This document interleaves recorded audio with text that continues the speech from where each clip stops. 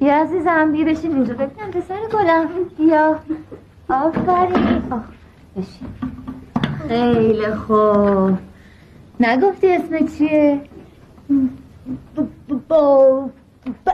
بابک فامیلی چیه؟ امیری تو با این افشین امیری فامیل هستی؟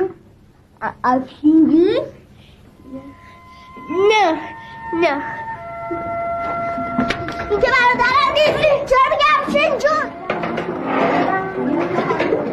چه کاری بود کردی باید بشین سرجات ببینم من برادر ندارم میشین سرجات پسر بی تربیت کارت خیلی زشت بود فهمیدی؟ میشین از خودم تکون نمیخوری نه لطفا دعواش نکن اون راست میگه من که داداش دیر نیستم که